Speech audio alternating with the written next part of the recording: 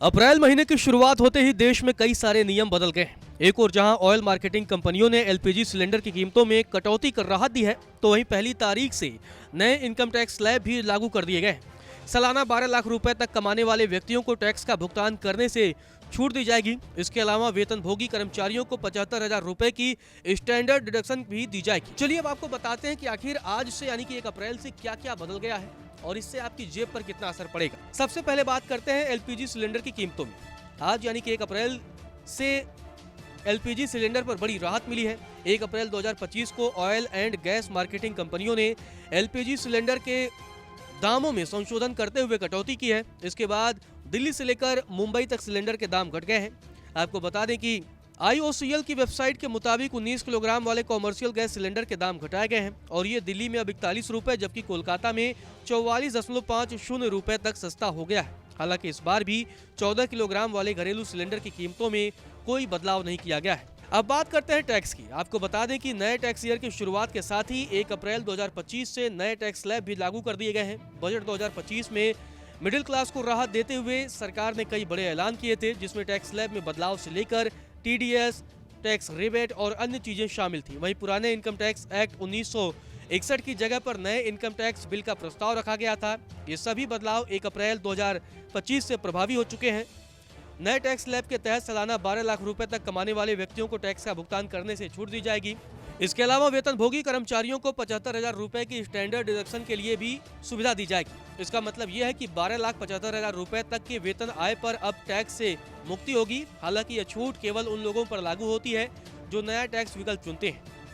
अब बात करते हैं TDS की। आपको बता दें कि नए इनकम टैक्स स्लैब के अलावा TDS विनियमों पर भी अपडेट किया गया है, जिसमें अनावश्यक कटौती को कम करने और टैक्स फेयर के लिए कैश फ्लो में सुधार करने के लिए विभिन्न वर्गों में लिमिट बढ़ाई गई है। उदाहरण के लिए वरिष्ठ नागरिकों के ब्याज आय पर TDS की सीमा दोगुनी करके 1 लाख रुपए कर दी गई है, जिससे बुजुर्गों के लिए वित्तीय सुरक्षा बढ़ गई है। इसी तरह किराए की आय पर छूट की सीमा बढ़ाकर 6 लाख रुपए सालाना कर दी गई है, जिससे मकान मालिकों के लिए बोझ कम हो गया है और शहरी क्षेत्रों में किराए के बाजार को बढ़ावा मिल सकता है। आपको बता दें कि नए टैक्स ईयर की शुरुआत के साथ ही 1 अप्रैल से केंद्रीय कर्मचारियों को गारंटीकृत पेंशन देने वाले यूनिफाइड पेंशन स्कीम यानी कि UPS की शुरुआत भी होने जा रही है। पोर्टल पर आज यानी कि 1 अप्रैल 2025 से केंद्रीय सरकारी कर्मचारी अप्लाई कर सकेंगे। अगर कर्मचारी UPS के तहत पेंशन पाना चाहते हैं तो उन्हें UPS का ऑप्शन सिलेक्ट करने के लिए क्लेम फॉर्म भरना होगा। अगर वे UPS का चयन नहीं करना चाहते हैं तो NPS का विकल्प चुन सकते हैं। आपको बता दें कि इसके तहत 23 लाख केंद्रीय कर्मचारियों को UPS और NPS में से कोई एक विकल्प चुनना होगा।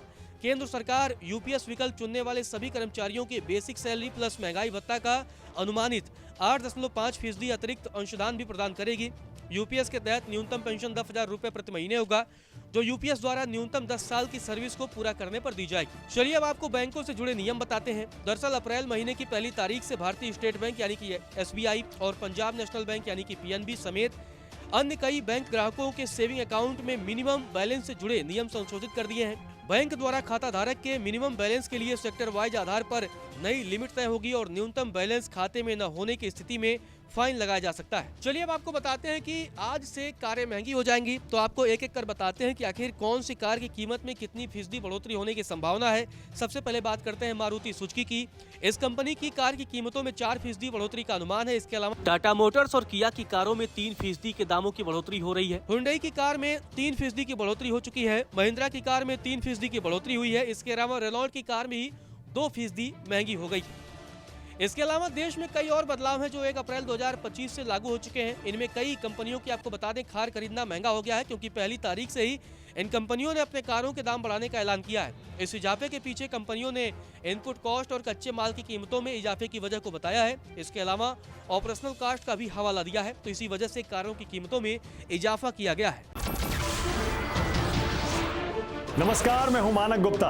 अगर आपको हमारा ये वीडियो पसंद आया हो तो इसे लाइक और शेयर जरूर करें और हाँ, हमें सब्सक्राइब और फॉलो करना ना भूलें ताकि आप देश और दुनिया की कोई खबर मिस ना करें।